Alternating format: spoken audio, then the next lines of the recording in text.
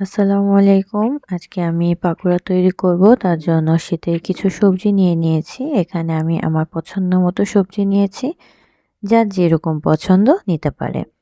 সবজিগুলোকে আমি চপ করে নিয়েছি এবং ভালো করে ধুয়ে লবণ দিয়ে মাখিয়ে রেখেছি। এখানে নিয়ে নিলাম চালের গুঁড়ো, যার যতটুকু পরিমাণ নিতে পারবে।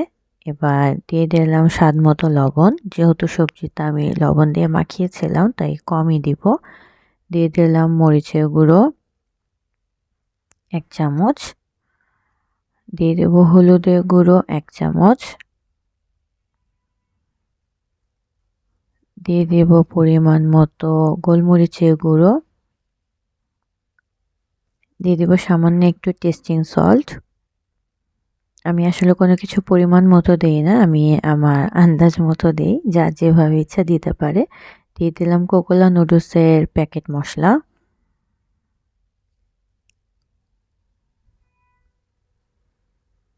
দিয়ে দিব টমেটো সস,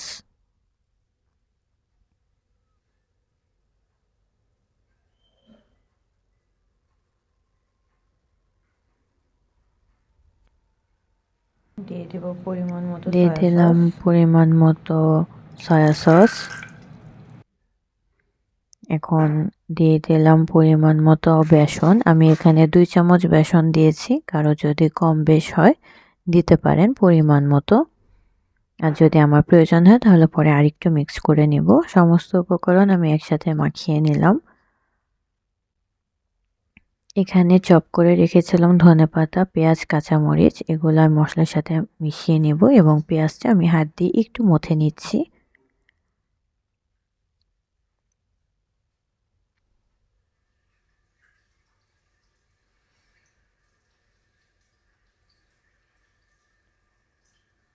এখানে দিয়ে দেব কেটে রাখা সবজি। এখানে নুন দিয়ে মাখানোর কারণে অনেক পানি বের হয়েছে, পানিগুলো নিংড়ে আমি সবজিগুলো নিয়ে নিব এবং সমস্ত মশলার সাথে আমি সবজিগুলো হাত দিয়ে সুন্দর করে মাখিয়ে নিব। মাখানো হয়ে গেলে এখানে 1 চামচ কর্নফ্লাওয়ার দিয়ে সবজিটা মাখিয়ে আমি 10 মিনিটের জন্য রেখে দিয়েছিলাম। কড়াইয়ে তেল গরম করে নিব। তেলটা গরম হয়ে গেলে আমি ছোট ছোট বড়ার মতো করে সবজিগুলো দিয়ে দেব।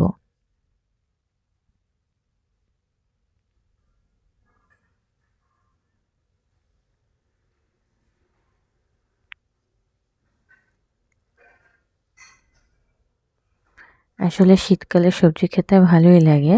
আমার কাছে তো খুব ভালো লাগে। অনেকের অবশ্য সবজি খাওয়ার অভ্যাসটা কম। তো আমার এক পাশ ভাজা হয়ে গেলে আমি এগুলোকে অপর পাশ করে উল্টে পাল্টে ভেজে নেব। ভাজা হয়ে গেলে আমি এগুলোকে উঠিয়ে নিব এবং কেউ চাইলে এটা মুড়ির সাথে, ভাতের সাথে বা এমনি সসের সাথেও পরিবেশন করতে পারেন। আমার আসলে সবকিছু দিয়েই খেতে ভালো লাগে। আমার পাকোড়াগুলো ভাজা হয়ে গেছে, আমি উঠিয়ে নিলাম। এখন গরম গরম আমি সার্ভ করব আমার ভাইয়া এবং আম্মুকে। সবাই ভালো থাকবেন। আল্লাহ হাফেজ।